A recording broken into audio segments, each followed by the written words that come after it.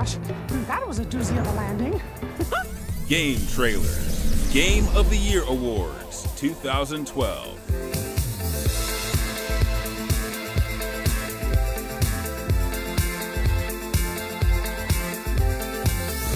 Most disappointing game. Even the biggest names and the best reputations can sometimes let you down.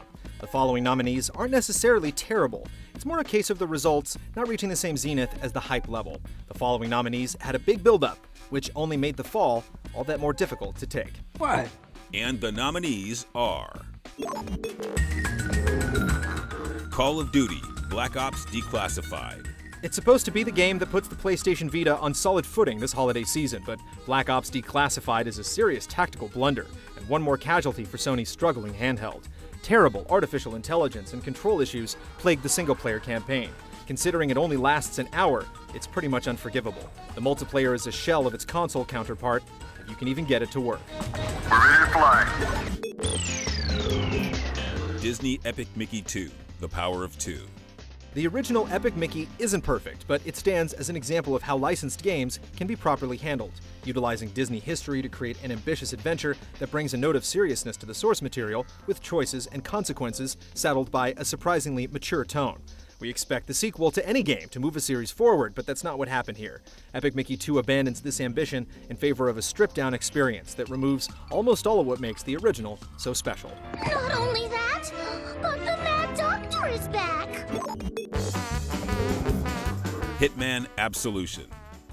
We were of the firm belief that the new Hitman had a solid shot at Game of the Year honors, but now that we've played it, those hopes have turned to skepticism.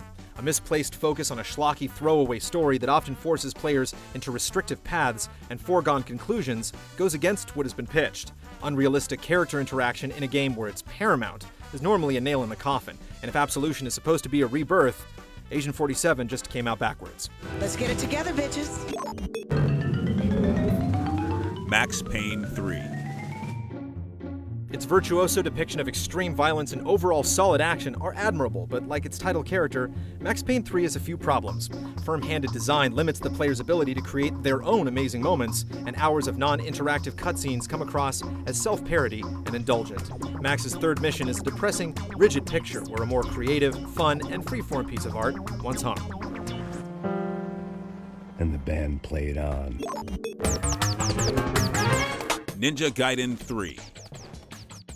Team Ninja switches up its style with an attempt to better cater to Western tastes, but most players won't appreciate the Japanese studio serving up a half-decent hamburger when they expect delicious Kobe. With simplified combat and intrusive QuickTime events, Ninja Gaiden 3 just doesn't properly execute the type of finely honed gameplay the series stakes its claim on. Even the developers have recognized the missteps, with a vastly improved Wii U version addressing many of its shortcomings. Born again, here and now. And the loser is Hitman Absolution. Initial promotions raised fears that the next Hitman game would be a drastic departure from past games, which let players stalk and analyze their environment before pulling off a carefully planned kill. The rest of the media campaign worked hard to emphasize the elements that better match the hopes of fans, only for the final game to fall short. This seesaw of excitement and dismay has left us exhausted, and Hitman Absolution as the most disappointing game of 2012.